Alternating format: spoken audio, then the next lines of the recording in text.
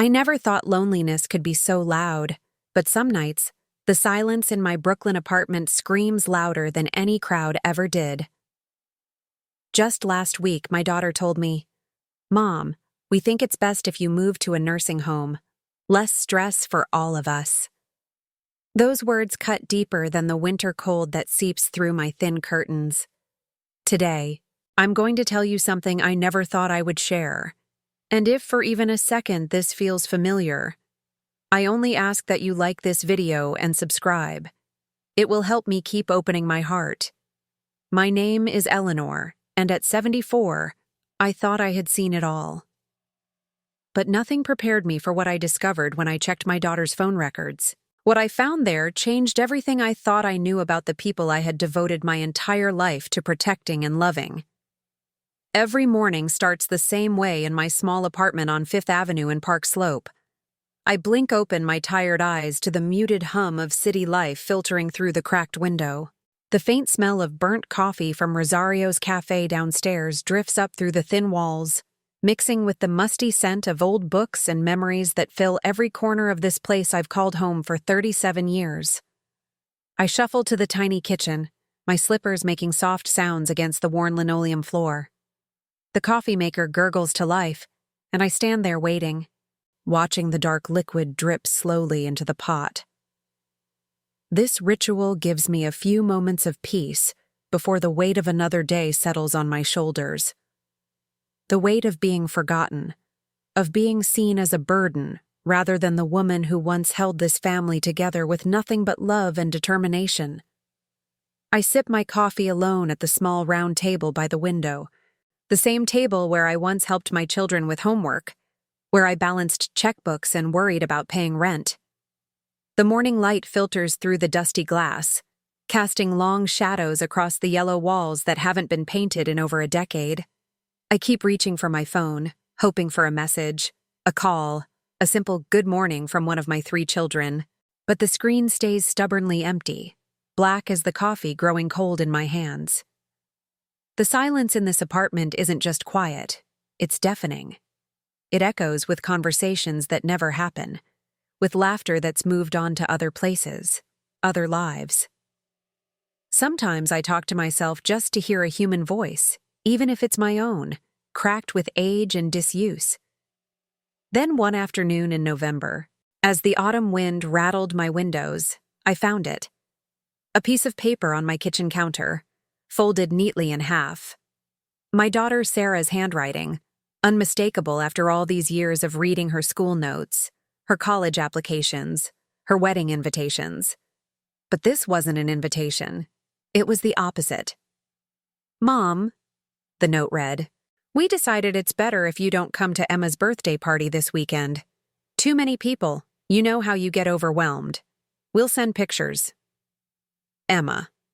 My 7-year-old granddaughter with the gap-toothed smile and wild, curly hair just like her grandmother's used to be. The little girl who once begged me to read her stories and braid her hair. The child I hadn't seen in 3 months, despite living only 2 subway stops away in Fort Greene. I stood there holding that note, and something inside me cracked. Not broke. Cracked, like ice on a pond before it shatters completely. The sting of rejection brought back a flood of memories. Faded photographs tucked away in shoeboxes. The lingering scent of my late husband's tobacco pipe that still clung to his old sweater in the closet. The long nights I spent swallowing his harsh words and cruel silences just to keep peace in this house. That's when I realized the truth that had been growing inside me like a tumor for months. I had become invisible to the very people I had sacrificed everything for. But the story really begins 45 years ago, when I was 29 and thought I knew what love looked like. I met Robert at a diner in Queens where I was working double shifts, trying to save money for nursing school. He was handsome in that rough way that young women mistake for strength, with dark hair and eyes that promised adventure. He swept me off my feet with grand gestures and expensive dinners I later learned he couldn't afford. We married 6 months later in a small ceremony at St. Augustine's Church in Park Slope. I wore my mother's dress, white lace yellowed with age but still beautiful. Robert promised me the world, and foolish as I was, I believed him. I dropped out of nursing school when Sarah was born, then again when Michael came 2 years later, and finally abandoned any dreams of a career when little David arrived when I was 35. Robert had big ideas, always talking about investments and business opportunities. He worked in construction, but he dreamed of owning his own company, making millions in real estate, building a fortune that would set us up for life. "Just wait, Ellie," he'd say, using the nickname that once made me melt. "I'm going to make us rich. We'll have so much money, we'll never have to worry about anything again." But Robert's dreams were bigger than his abilities, and his temper was bigger than both. When his construction business failed after 3 years, he blamed everyone but himself. When his stock market investments went bad, he accused me of being unsupportive. When he started drinking heavily, he said it was because of the pressure I put on him to provide for the family. I remember the early years in our cramped 2-bedroom apartment in Astoria, Queens. The walls were thin, painted a sickly green color that reminded me of hospital corridors. I gave everything I had, not just my paychecks from working at the diner and later as a secretary at an insurance company, but my very soul.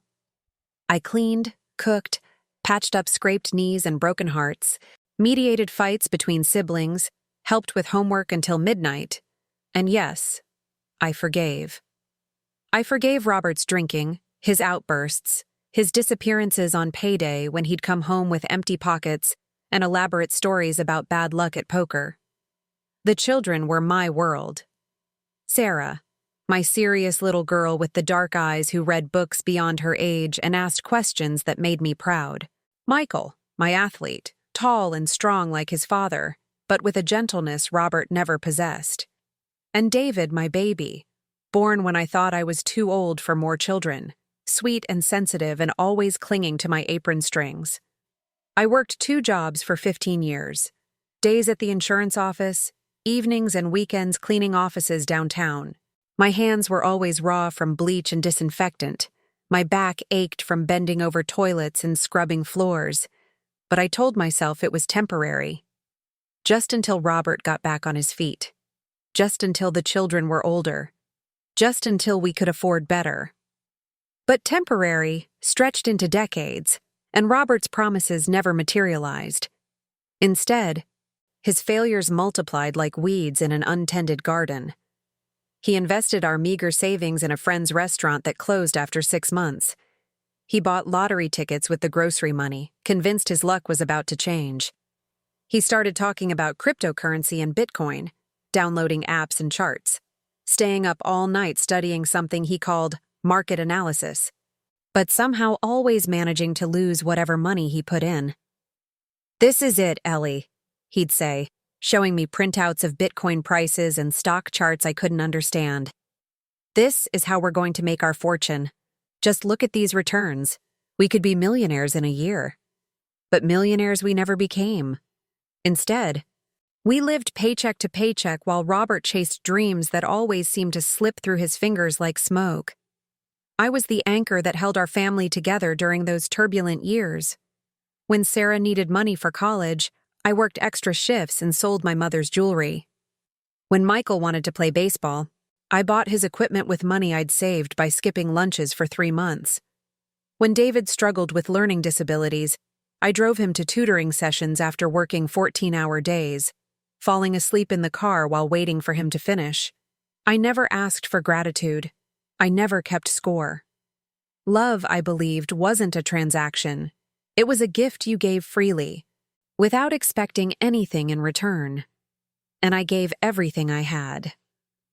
Robert died of a heart attack when I was 58, leaving me with a mountain of debt and 3 adult children who had grown accustomed to my sacrifices without ever acknowledging them. The life insurance policy we'd struggled to pay premiums on for 20 years had lapsed the month before he died. There was no inheritance, no nest egg, no reward for all those years of hard work and harder choices. But there was something else. Something I discovered while going through Robert's papers after the funeral. Bank statements showing withdrawals I knew nothing about.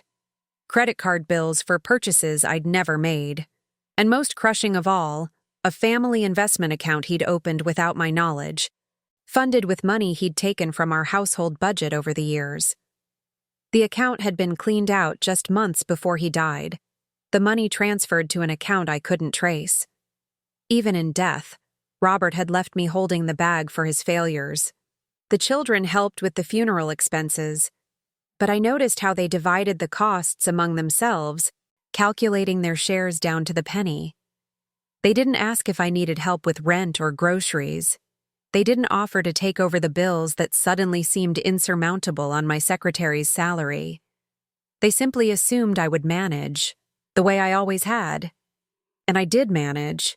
I worked until I was 68, saving every penny I could. I sold everything of value in the apartment. Robert's tools, my grandmother's china, even my engagement ring. I lived on pasta and peanut butter sandwiches, wore clothes from thrift stores, and never took a vacation or bought anything that wasn't absolutely necessary. By the time I retired, I had built up a small nest egg, not the vast fortune Robert had always dreamed of, but enough to pay my rent and buy groceries without lying awake at night worried about money. About $50,000 in savings, and a small pension from the insurance company. Not wealth by any measure, but security of a kind I'd never known. I thought my children would be proud of me. I thought they'd see how I'd managed to build something from nothing, how I'd survived and even thrived after their father's death. I thought they'd appreciate the woman who had sacrificed her own dreams to make theirs possible. I was wrong. The first time Sarah asked to borrow money, I didn't hesitate. She was going through a divorce, she said. Legal fees were expensive. She just needed a few thousand to get back on her feet. Of course I helped. She was my daughter, and she was hurting. The second time, it was Michael. His restaurant business was struggling. Just a temporary cash flow problem. He'd pay me back with interest as soon as things turned around. I wrote him a check for $10,000 without thinking twice. David needed money for his daughter's medical bills. His own daughter, my granddaughter Emma, had some developmental delays and needed specialized therapy. How could I say no to that? But the loans never got repaid. The conversations about paying me back grew shorter and less frequent until they stopped altogether. When I gently brought up the money, my children looked at me like I'd committed some kind of social crime. "Mom, we're family," Sarah would say. "You don't need to keep track of every penny." "It's not like you're struggling," Michael added. "You've got your pension and your savings. We're the ones with mortgages and kids in college." "You were always so generous before," David would say, managing to make liberality sound like an obligation rather than a choice. But what hurt most weren't the requests for money. It was the assumption that my money was somehow their money. That my years of sacrifice had earned me the privilege of continuing to sacrifice for their comfort and convenience. I started noticing the small things first. How they'd call only when they needed something. How visits became shorter and less frequent. How my opinions were dismissed with patronizing smiles and phrases like, "That's nice, Mom," or "You wouldn't understand." When I tried to share stories about my childhood or my marriage to their father, their eyes would glaze over. When I offered advice based on decades of experience, they'd change the subject. When I expressed interest in their lives, their jobs, their friends, their hopes and fears, they'd give me vague answers and look at their phones. I was becoming furniture in their lives. Useful furniture, to be sure, the kind of reliable, comfortable chair you take for granted until you need to sit down, but still, just furniture. The realization hit me one evening last spring, during what I thought was going to be a nice family dinner at Sarah's house in Fort Greene. She had invited me to celebrate her new job, and I was so excited to spend time with everyone. I brought homemade lasagna and a bottle of wine I'd been saving for a special occasion. But as I sat at that dinner table, surrounded by my children and grandchildren, I felt more alone than I'd ever felt in my empty apartment. They talked around me, not to me. They discussed vacations they were planning, restaurants they wanted to try, movies they'd seen. all without asking if I'd like to join them or if I had any thoughts to share. I might as well have been invisible. After dinner, while I was washing dishes in Sarah's kitchen, because of course I was the one washing dishes, I overheard a conversation that stopped my heart. Michael was on the phone in the adjoining living room, his voice low but not quite low enough. "Yeah, she's here now," he was saying. "She brought that pasta thing again. I know, but we have to keep her happy. She's sitting on all that money, and we're going to need it eventually." The dish I was holding slipped from my hands and shattered on the kitchen floor. The sound seemed to echo through the house, and suddenly everyone was there, asking if I was okay, helping me clean up the broken pieces. But I wasn't okay. The dish could be replaced, but something inside me had broken that couldn't be fixed so easily. Keep her happy. Those words replayed in my mind during the entire subway ride home. She's sitting on all that money. As if my life savings were some kind of trust fund they were waiting to inherit. As if my value as a mother and grandmother was measured entirely in dollars and cents. That night, I couldn't sleep. I walked around my apartment, looking at the photographs on the walls, the memories scattered on tables and shelves, pictures of birthday parties and graduations, family vacations and holiday dinners. In every photo, I was there, cooking, cleaning, organizing, facilitating, making sure everyone else was happy and comfortable. When was the last time someone had asked me if I was happy?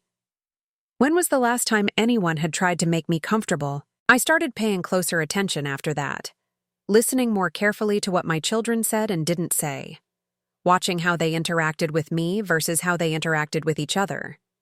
And slowly, painfully, a pattern emerged. They had learned to see me as a resource rather than a person, someone who existed to meet their needs, solve their problems, and fund their dreams. And I had trained them to think this way through decades of selfless giving that had somehow become selfish taking. The nursing home conversation happened on a Tuesday in November. Sarah had called to say she was coming over with Michael to discuss something important. I made coffee and put out the good cookies, the expensive ones I usually saved for special occasions.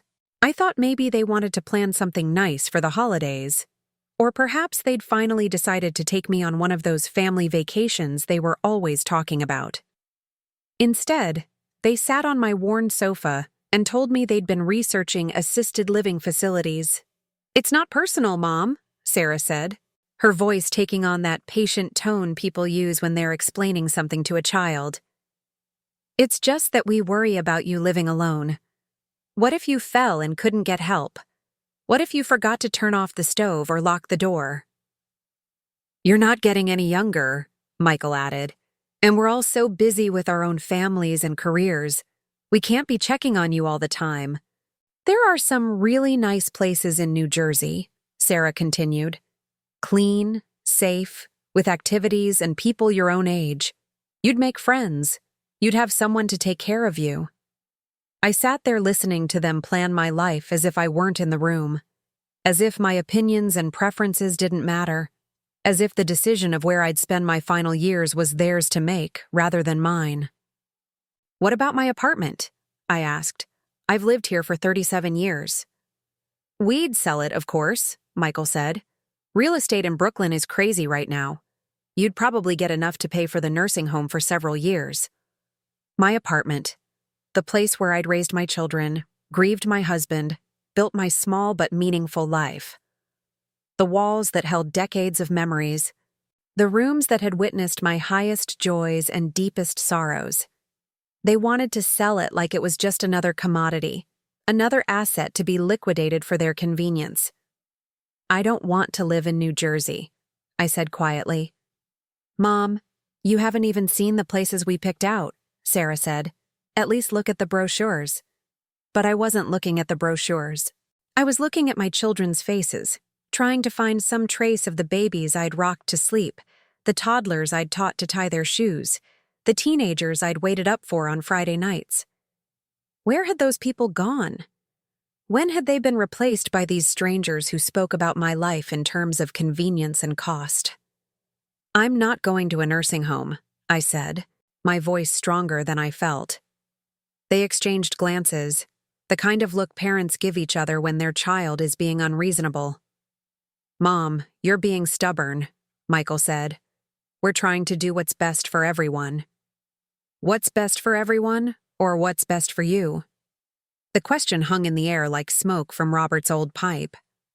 Sarah's face tightened, and Michael shifted uncomfortably on the sofa. That's not fair, Sarah said. We're thinking about your safety, your well-being. We love you.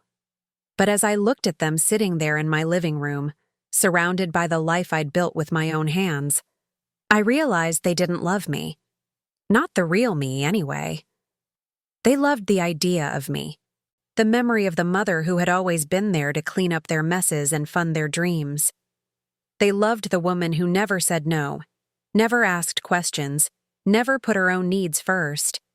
They had no idea who I really was underneath all that giving. Neither, I was beginning to realize, did I. After they left that night, promising to give me time to think about it, as if my objections were just temporary resistance that would fade with proper conditioning, I sat in my empty apartment and tried to remember the last time I'd done something purely for myself. The last time I'd bought something I wanted rather than needed. The last time I'd made a decision based on what would make me happy rather than what would make someone else's life easier. I couldn't remember. That woman seemed to have disappeared somewhere along the way, buried under layers of duty and sacrifice. But if she was still in there somewhere, maybe it wasn't too late to find her again. The first thing I did was start paying attention to my phone, not just checking for messages that never came, but looking at the patterns of when my children actually contacted me. It was always transactional, requests for money, demands for babysitting, obligations disguised as invitations. Can you watch Emma this weekend? We're going to the Hamptons with friends. Mom, can you lend me $2,000? I'll pay you back next month. They never did. We need you to make that potato salad for the church picnic. You make it better than anyone. Never just, how are you feeling? Or, what have you been up to? Or, would you like to have lunch? Always requests, always demands, always assuming my answer would be yes. So I decided to start saying no.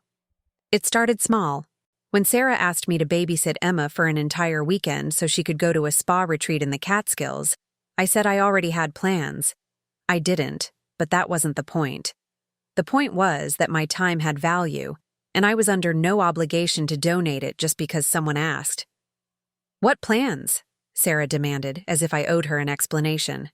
Personal plans, I said.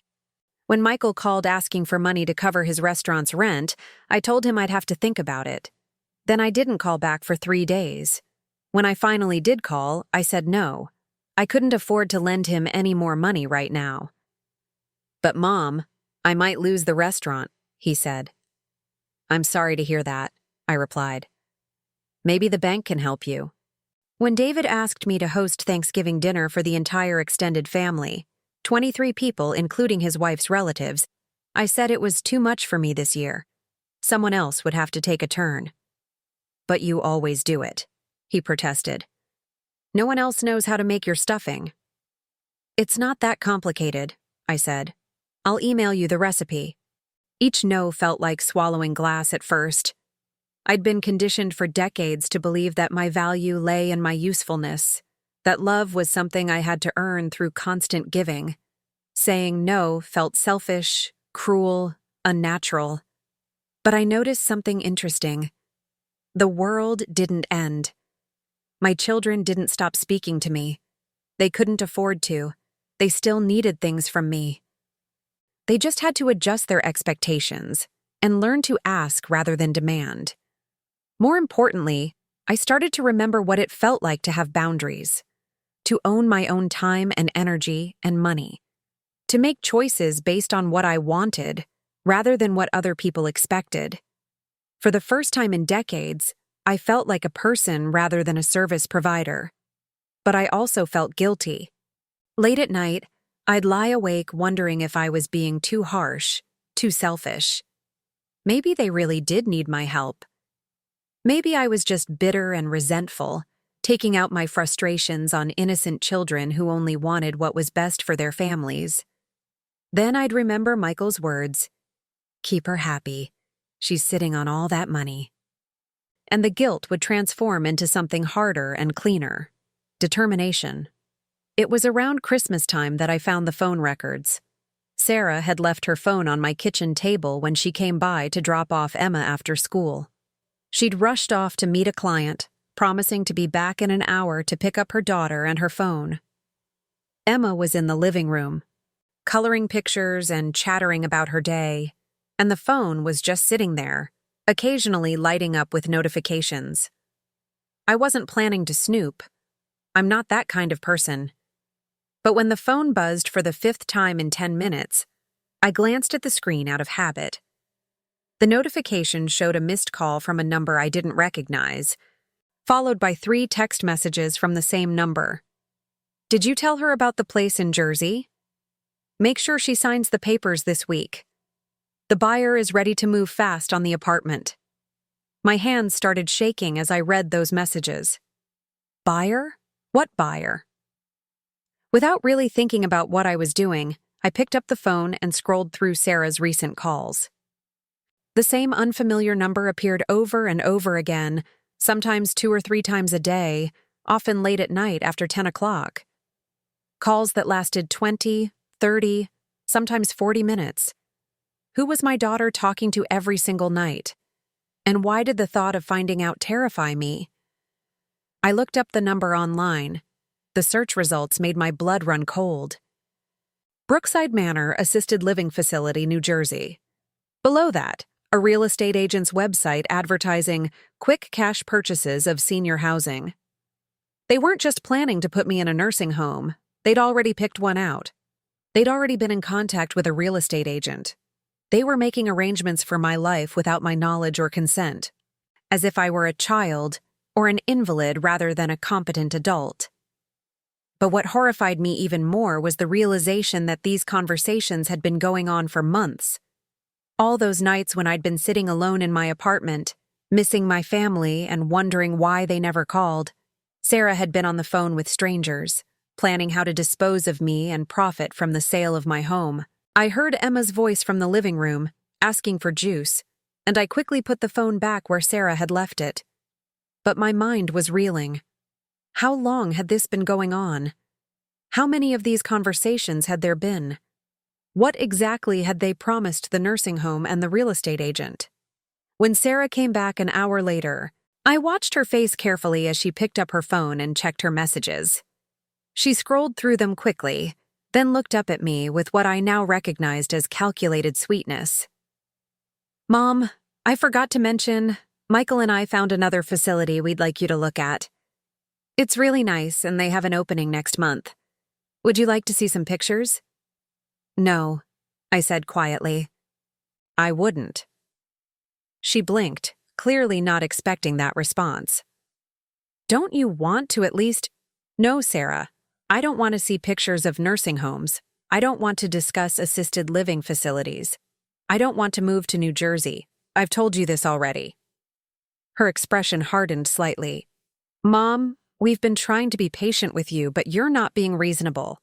You can't live alone forever. What if something happens to you? What if something happens to me here, in my own home, surrounded by my own things and my own memories?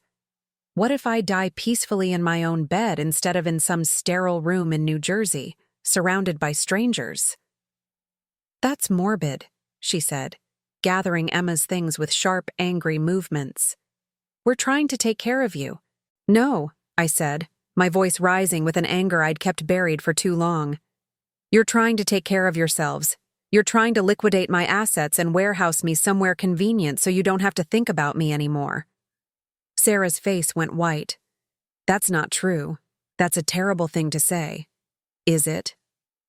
"Then explain to me why you've been talking to nursing homes and real estate agents without telling me. Explain to me why you're planning my future behind my back." For a moment, she looked genuinely shocked that I knew. Then her expression shifted to something I'd never seen before: cold calculation mixed with barely controlled fury. "You've been going through my phone?" she said, her voice dangerous. "You left it on my table. The messages were right there on the screen." "That's a violation of privacy, Mom. You had no right." "I had no right?" I stood up, my whole body trembling with 74 years of suppressed rage. "I had no right to know that my own daughter has been plotting to have me committed against my will. I had no right to know that you've been negotiating the sale of my home without my knowledge." Emma started crying in the other room, scared by the sound of raised voices. Sarah rushed to comfort her, whispering soothing words and shooting looks at me that could have melted steel. "Look what you've done," she hissed. "You've upset Emma." But I was done being blamed for other people's discomfort. Done being the villain in the story of my own life. "Get out," I said quietly. "What?" "Take your daughter and get out of my house. Don't come back until you're ready to treat me with the respect I deserve." Sarah gathered Emma and her things, muttering under her breath about ungrateful parents and how hard it was to help someone who didn't want to be helped. But I noticed she didn't deny what I'd accused her of. She didn't explain or apologize or promise to include me in future decisions about my own life. She just left, slamming my door behind her hard enough to rattle the windows. And for the first time in months, the silence in my apartment didn't feel oppressive. It felt like peace. But the peace didn't last long. Within hours, my phone started ringing. First Michael, then David, then Sarah again. All of them wanted to know what had happened, why I'd kicked Sarah out, why I was being so unreasonable. I didn't answer any of the calls. That night, I lay in bed staring at the ceiling and thinking about phone records and real estate agents and nursing homes in New Jersey. I thought about all the money I'd lent to my children over the years, money that was never repaid. I thought about all the times I'd said yes when I wanted to say no, all the ways I'd made myself smaller to make room for their needs and wants and demands. But mostly, I thought about the woman I used to be before I became a mother. The young woman who'd worked in Robert's diner, who'd dreamed of becoming a nurse, who'd believed she could change the world one patient at a time. Where had she gone? When had I stopped seeing myself as Eleanor and started seeing myself only as Mom? Maybe it wasn't too late to find her again. The next morning, I did something I hadn't done in 20 years. I called in sick to my volunteer work at the church and took a mental health day. I made myself a nice breakfast, real eggs, not just toast and coffee, and sat by the window watching the world go by on Fifth Avenue. I watched young mothers pushing strollers, looking harried and exhausted in a way that brought back memories. I watched elderly couples walking hand in hand and felt a pang of grief for Robert despite everything. I watched teenagers cutting school, laughing and carefree, and remembered being that young once. When had I stopped watching the world? When had I become so focused on other people's needs that I'd forgotten to notice my own life happening around me? That afternoon, I walked to Prospect Park and sat on a bench near the lake. It was cold for December, the kind of crisp winter day that makes your cheeks ache but fills your lungs with clean, sharp air. I hadn't been to the park in years, even though it was less than 10 blocks from my apartment. I used to bring my children here when they were small. Sarah would feed the ducks while Michael climbed trees and David collected leaves for school projects. We'd spend entire Saturdays here, picnicking and playing games and just being together. When had we stopped doing things like that? When had family time become confined to holiday dinners and obligation visits? My phone buzzed with a text from David. "Mom, Sarah told us what happened. Can we talk?" I turned the phone off and put it back in my purse. A young woman jogged past with a dog, both of them looking happy and alive in a way that made me envious. When was the last time I'd felt that kind of simple joy? When was the last time I'd moved my body just for the pleasure of movement, breathed air just for the pleasure of breathing? I decided to walk home instead of taking the bus. It took me an hour, and by the time I reached my building, my feet ached and I was out of breath. But I also felt more awake than I had in months, more present, more real. That evening, I made myself a proper dinner. Not just a sandwich or a bowl of soup, but a real meal with vegetables and protein and dessert. I set the table with my good dishes, lit a candle, and ate slowly while listening to jazz on the radio. It felt revolutionary. This simple act of caring for myself, of treating myself with the same kindness I'd spent decades lavishing on other people. After dinner, I opened a bottle of wine I'd been saving for a special occasion. Then I realized that being alone in my own home, free from other people's demands and expectations, was special occasion enough. I drank the wine and looked through old photo albums, but this time I wasn't looking at pictures of my children or my late husband. I was looking for pictures of me. The young woman with the bright smile and hopeful eyes. The middle-aged woman trying to hold everything together. The older woman who'd gotten lost somewhere along the way. In every photo, I was there in the background, serving, cleaning, organizing, facilitating, making sure everyone else was comfortable and happy. But I couldn't find a single picture where I looked truly relaxed, truly content. In every image, even the happy ones, there was something strained around my eyes, something tired and resigned. I'd been disappearing, pixel by pixel, year by year, until I'd become invisible even to myself. The next morning, I woke up with a clarity I hadn't felt in years. I knew what I had to do. First, I gathered up every piece of paperwork related to my finances: bank statements, insurance policies, investment accounts, Social Security documents. I spread them all out on my dining room table and really looked at what I had. It wasn't a fortune by anyone's standards, but it was more than I'd realized. The life insurance policy from my secretary job had accumulated some value over the years.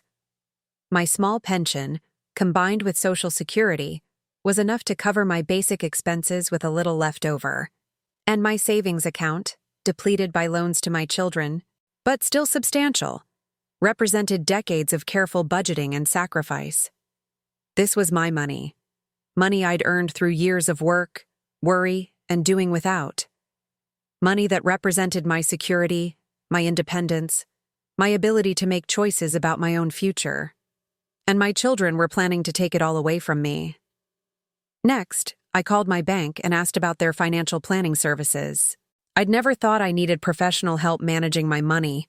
It wasn't complicated, and I'd been doing it myself for decades. But I realized I needed someone who could help me protect what I'd worked so hard to build.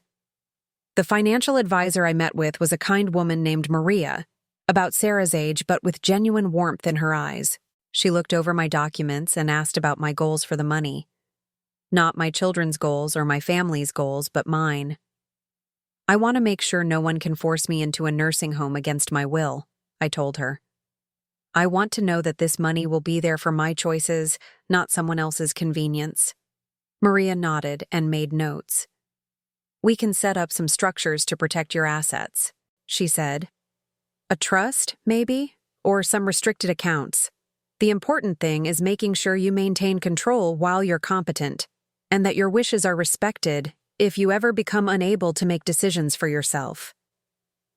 My children won't like this, I said.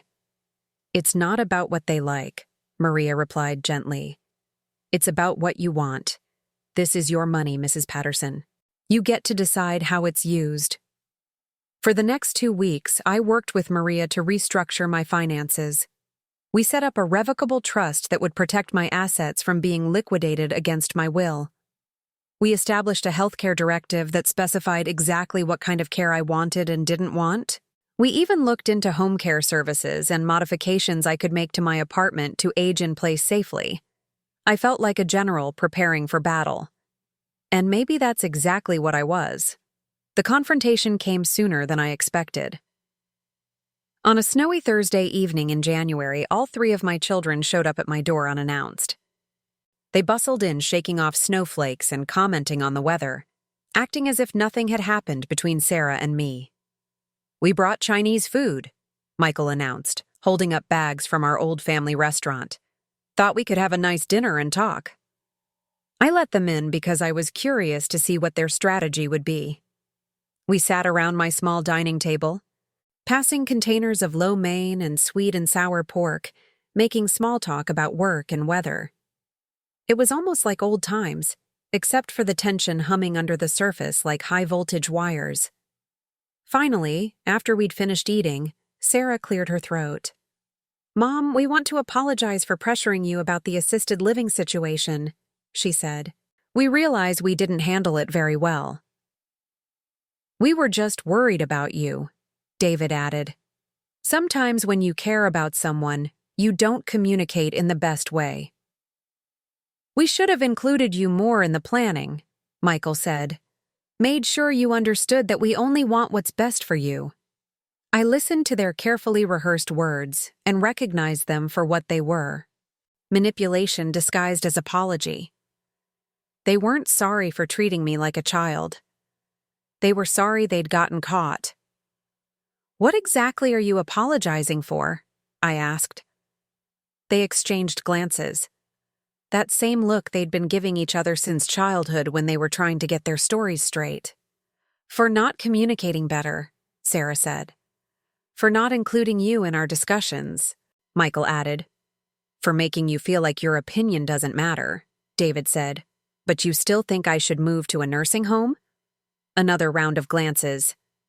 "We think you should consider all your options," Sarah said carefully. "And you still think you should be the ones making decisions about my living situation and my finances?" "Of course not," Michael said quickly. "But we are your children. We love you. And if something happened to you, we'd be the ones responsible for handling things." "Responsible for handling things," I repeated slowly. "You mean responsible for handling my money?" "That's not what he meant," Sarah said, but her voice was sharp. "Then what did he mean?" The masks were starting to slip. I could see the frustration in their faces, the irritation at having to maintain this pretense of caring concern. "Mom, you're twisting our words," David said. "We're trying to have an honest conversation here." "Are we? Because an honest conversation would involve you telling me about the nursing home you've already picked out, the real estate agent you've already contacted, the plans you've been making behind my back for months." The silence that followed was deafening. Michael shifted uncomfortably. David stared at his hands. Sarah's jaw clenched, and I could see her struggling to maintain control. "We were trying to be prepared," she said finally, "in case something happened to you. In case you changed your mind about staying here." "Prepared or impatient?" "That's not fair," Michael said. "Fair?" I stood up, and something in my voice made all three of them look up startled. "You want to talk about fair? Is it fair that I've spent 50 years sacrificing for this family, and now you can't wait to warehouse me in New Jersey and cash in on my apartment? Is it fair that you see me as a burden to be managed rather than a person to be respected?" "Nobody sees you as a burden," David protested. "Don't lie to me," I said quietly. "I heard Michael on the phone. Keep her happy. She's sitting on all that money. Do you think I'm stupid? Do you think I don't know what's been going on?" The room went dead quiet. I could hear the radiator hissing, the sound of traffic on the street below, the tick of the clock on my mantelpiece. My children sat frozen, caught in their own deception. "That's not what that meant," Michael said weakly. "Then explain to me what it meant." He opened his mouth, then closed it again. No explanation came. "Here's what's going to happen," I said, my voice steady and clear. "I've transferred my assets into a trust. You can't touch them without my permission, and you can't override my decisions about my living situation as long as I'm mentally competent. I've established a healthcare directive that specifies exactly what kind of care I want, and it doesn't include being shipped off to New Jersey against my will." Sarah's face had gone white. "You did what?"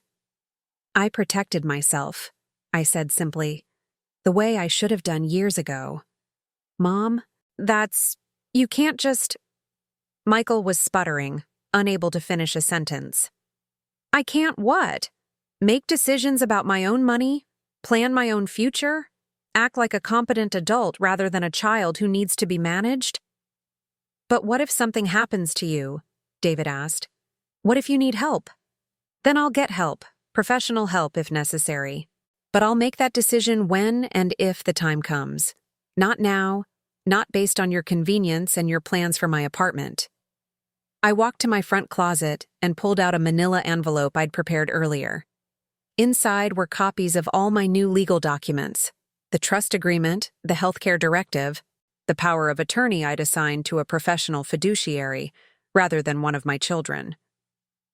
This explains everything you need to know about my new arrangements, I said, handing the envelope to Sarah. You'll notice that you're no longer listed as my emergency contacts. You'll also notice that you have no access to my financial accounts or medical information unless I specifically authorize it. Sarah took the envelope with hands that were visibly shaking. Mom, this is extreme. We're your family.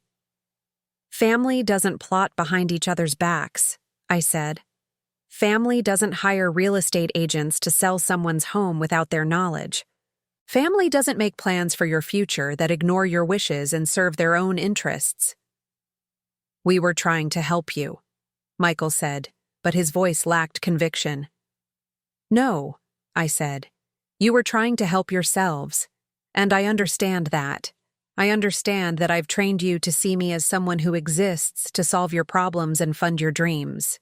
I understand that I've been an enabler, giving and giving until you learn to take and take without thinking twice about it. I sat back down at the table, my legs suddenly weak, but my resolve still strong. But that stops now, I continued. I will no longer be giving anyone money without a written agreement and a payment plan. I will no longer be available for babysitting or emergency childcare unless you ask me politely and in advance, and I reserve the right to say no. And I will absolutely not be moving to any assisted living facility until and unless I decide that's what I want for myself. The room was so quiet I could hear my own heartbeat. My children sat there staring at me like they'd never seen me before. And maybe they hadn't. Maybe they'd only ever seen the version of me that existed to serve their needs. What changed? Sarah asked finally. Why are you being like this? I started loving myself as much as I love you, I said. I started valuing my own happiness as much as I value yours. I started realizing that being a good mother doesn't mean being a doormat. But we need you, David said, and for the first time his voice cracked with what might have been genuine emotion. No, I said gently. You need my bank account. You need my free babysitting. You need someone to blame for your problems and someone to bail you out of your mistakes. But you don't need me.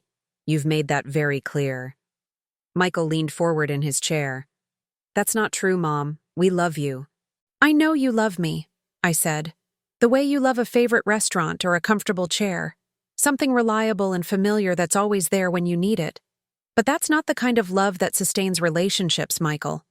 That's the kind of love that kills them. We sat in silence for a long moment.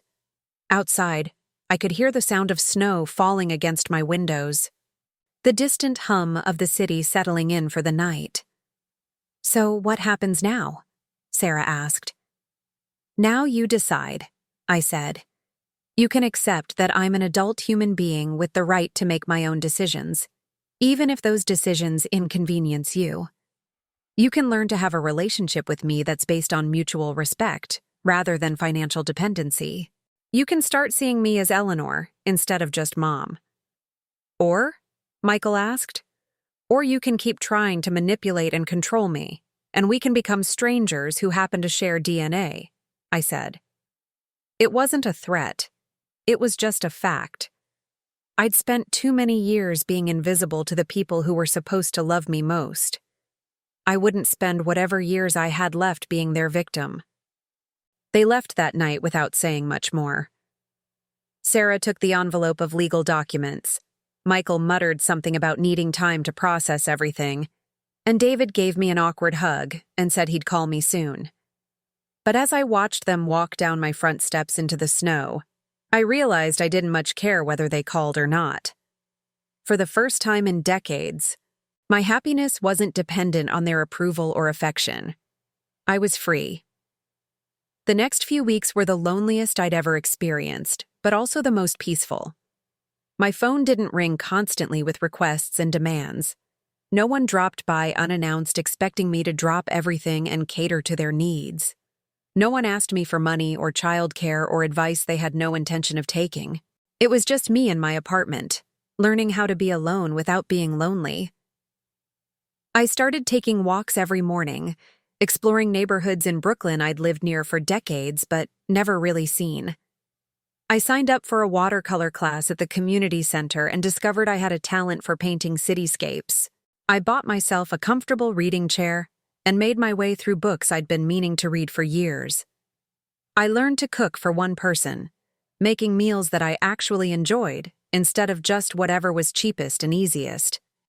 I rearranged my furniture to please myself rather than accommodate visitors. I bought new plants and put them in front of the windows where they could catch the morning sun. Slowly, carefully, I started building a life that was mine alone. But the real test came in March, when Emma, my granddaughter, had her 8th birthday party. I wasn't invited, of course, but Mrs. Garcia, my neighbor, mentioned seeing Sarah carrying balloons and presents into her building, and I couldn't help thinking about the little girl with the curly hair who used to beg me to read her stories.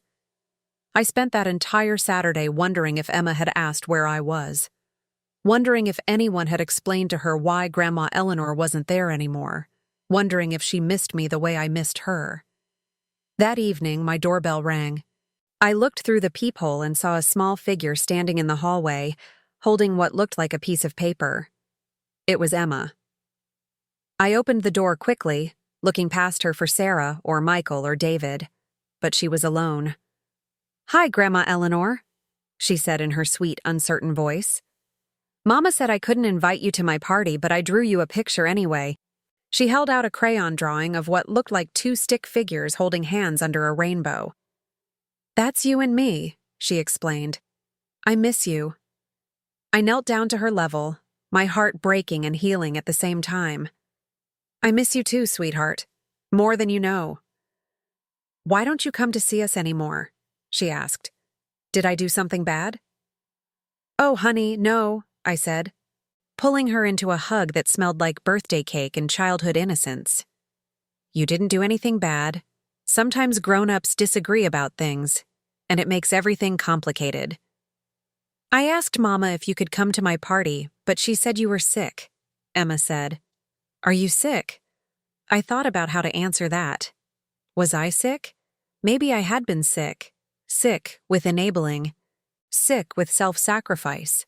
Sick with the disease of loving people who had learned to take my love for granted. "I'm feeling much better now," I said honestly. "Good," she said, and handed me the drawing. "This is for you. I made it special." After Emma left, her father David appeared in the hallway a few minutes later, looking embarrassed and sheepish. I taped her drawing to my refrigerator. It was the first decoration I'd put up since I'd reclaimed my space. That night, David called. "I'm sorry about Emma bothering you," he said. "She snuck out of the apartment while I was in the bathroom. She's been asking about you constantly." "She wasn't bothering me," I said. "She was being a loving granddaughter, something her father could learn from." There was a long silence on the other end of the line. "Mom," David said finally, "I've been thinking about what you said, about how we've been treating you, and I think you might be right." "Might be?" "Are right," he corrected quickly. "I've been talking to Jennifer about it, and she thinks we've all taken you for granted. She wants to invite you to dinner next week. Just you and us and Emma. No agenda, no discussions about nursing homes or money, just family dinner." It was the first genuine invitation I'd received in months, an invitation that didn't come with strings attached or hidden motives. "I'd like that," I said. "Really? Really? But David? If anyone starts pressuring me about my living situation or asking me for money, I'm leaving." "Those conversations are over." "I understand," he said. "And Mom, thank you for not giving up on us completely. I know we don't deserve it." Everyone deserves a chance to do better, I said. But this is the only chance you're getting. The dinner with David's family went better than I expected. Jennifer had made pot roast, my favorite, and Emma had drawn me 3 more pictures to add to my refrigerator collection. We talked about normal things: Emma's school, David's job, a vacation they were planning to Cape Cod. Nobody asked me for money. Nobody suggested I was getting too old to live alone. Nobody treated me like a problem to be solved. For 2 hours, I felt like a welcome member of the family, rather than a burden to be managed. But Sarah and Michael were a different story. Sarah called me a few days later, and I could hear the anger in her voice, even though she was trying to sound reasonable. "David told me you had dinner at his house," she said. "I think it's unfair that you're playing favorites." "I'm not playing favorites," I said. "I'm spending time with people who treat me with respect." "I treat you with respect," she protested. "Sarah, the last conversation we had, you accused me of violating your privacy because I saw text messages about selling my apartment. That's not respect. That's damage control." "I was upset," she said. "People say things when they're upset." "And what about when you're not upset? When do you call just to see how I'm doing? When do you invite me to things because you want my company, not because you need my help?" She was quiet for a long moment. "It's complicated, Mom." "No, it's not," I said. "It's actually very simple. You either want a relationship with me or you want my assets. You can't have both." "That's not fair. You're making me choose between loving you and being practical about your future." "I'm making you choose between loving me and controlling me," I corrected. "If you truly loved me, you'd want me to be happy, even if my happiness didn't align with your convenience." "But what if you make bad decisions?" she asked. "What if you spend all your money on something stupid or fall for a scam? Or—" "Then those will be my mistakes to make," I said. "And my consequences to live with. That's what it means to be an adult, Sarah. You should try it sometime." She hung up on me. Michael took a different approach. He showed up at my apartment on a Saturday morning with flowers and bagels from my favorite bakery. "Peace offering," he said with his most charming smile. "Can we start over?" I let him in because I was curious to see what his strategy would be. We sat at my kitchen table eating bagels and making small talk, and for a while it felt almost normal. Then he started talking about his restaurant. "Business has been really tough lately," he said. "The pandemic really hurt small places like mine. I'm not asking for money," he added quickly when he saw my expression. "I'm just saying it's been hard." "I'm sorry to hear that," I said. "The thing is, I might have to close down if I can't make the rent this month. And Jennifer just found out she's pregnant, so David's going to have more expenses. And Sarah's been talking about going back to school to get her master's degree." He wasn't asking for money outright, but the message was clear. "Your children need help," he was saying. "How can you sit on all that cash while your family is struggling?" "Michael," I said gently, "what did I tell you about asking me for money?"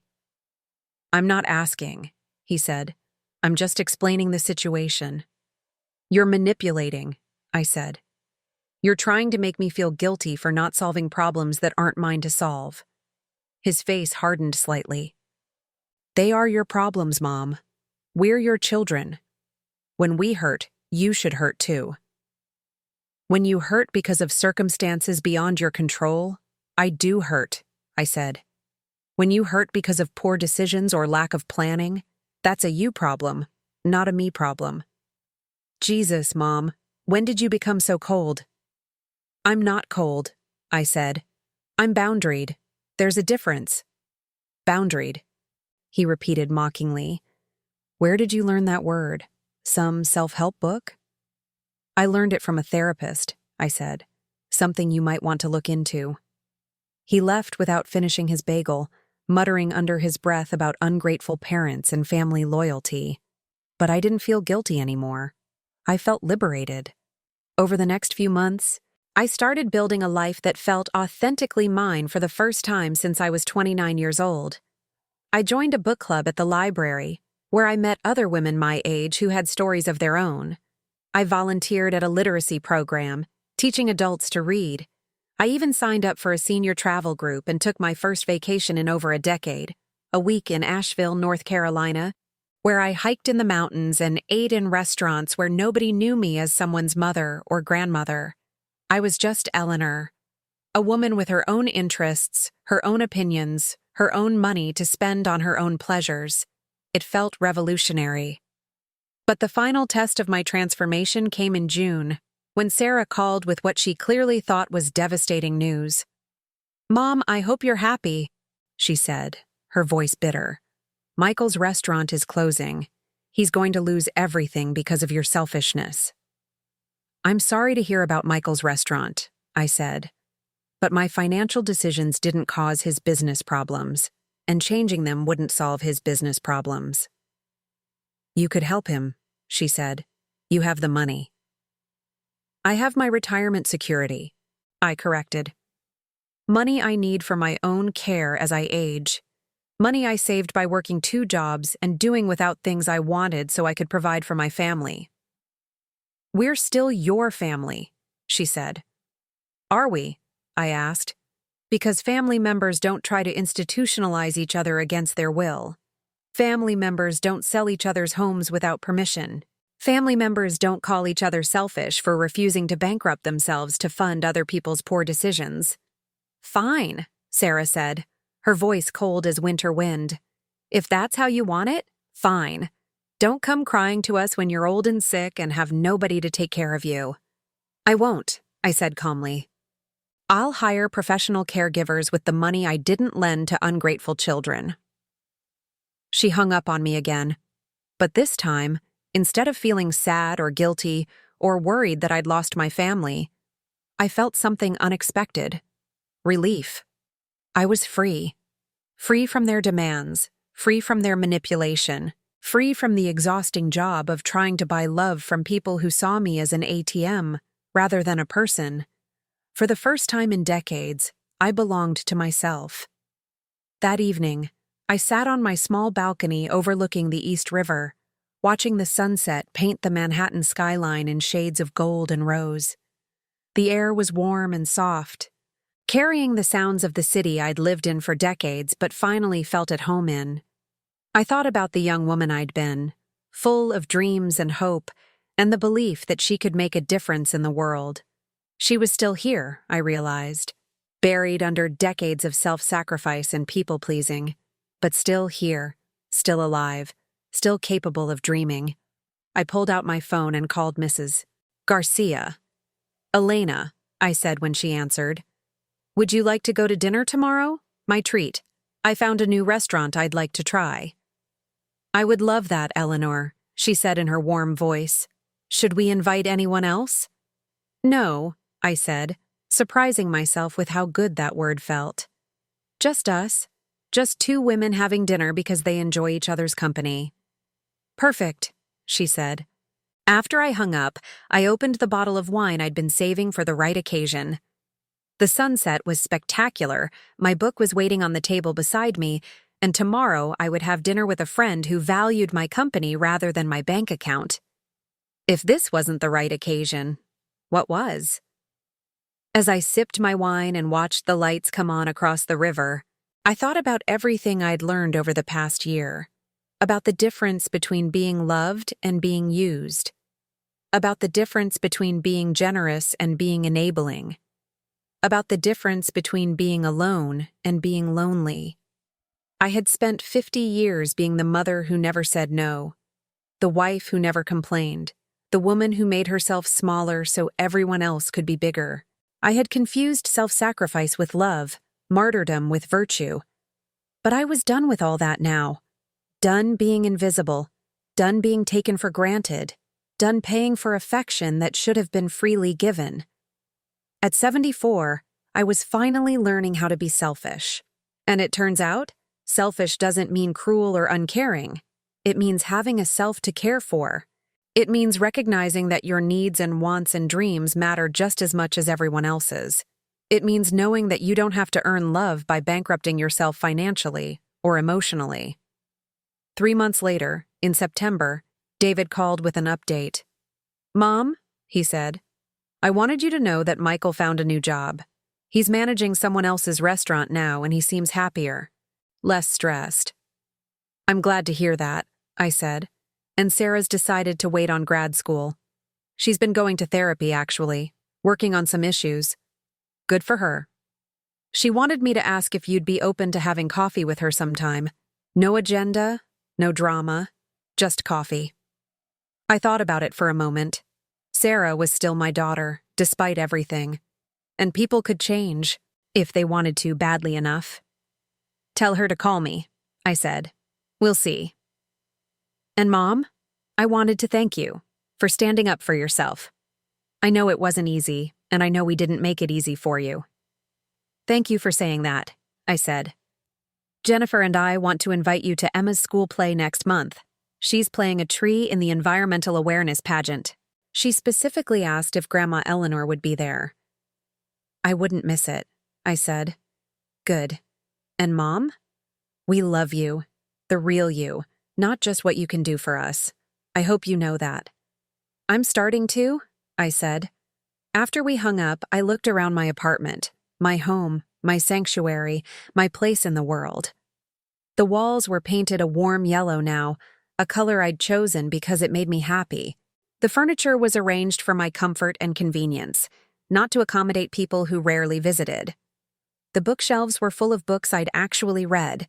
The kitchen contained foods I actually enjoyed, and the closet held clothes that made me feel good when I wore them. This was what it felt like to live for yourself. Not selfishly, not cruelly, but authentically. Honestly. With boundaries and self-respect, and the recognition that your own happiness matters. I was still a mother and grandmother. I would always be those things. But I was also Eleanor, a woman with her own interests and opinions and dreams. A woman who deserved to be treated with respect and kindness. A woman who didn't have to buy love or earn affection through constant giving.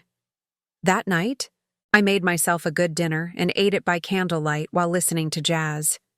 I read a few chapters of a book I was enjoying, took a long bath with expensive bath salts I'd bought for no reason other than they smelled good, and went to bed early in sheets I'd chosen because they felt luxurious against my skin. It was a perfectly ordinary evening, and it was perfect because it was mine. All mine. To you who are listening to this story, I want you to know something. Your worth is not tied to what you can do for other people. Your value is not measured by your usefulness or your willingness to sacrifice for others. You are not a service provider or a bank account or a problem solver.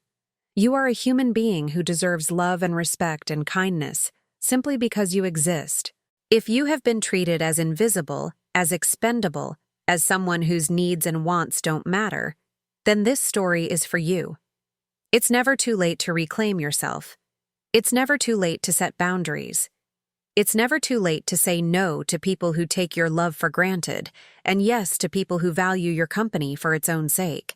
It's never too late to stop being a doormat and start being a person. Have you ever lived something like what I've shared with you today? Have you ever felt invisible in your own family, taken for granted by the people who should love you most? Or maybe you know someone who has experienced this kind of quiet desperation, this slow erosion of self that happens when you give and give until there's nothing left? If any part of this story resonated with you, please share your experience in the comments below. Your story matters. Your voice deserves to be heard. And if this story helped you feel less alone, if it gave you courage to examine your own relationships and boundaries, please like this video and subscribe to my channel. Share it with someone who might need to hear it.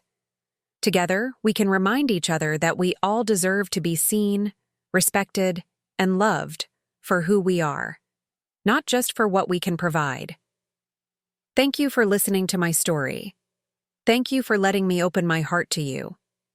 And remember, you are never too old to start living for yourself.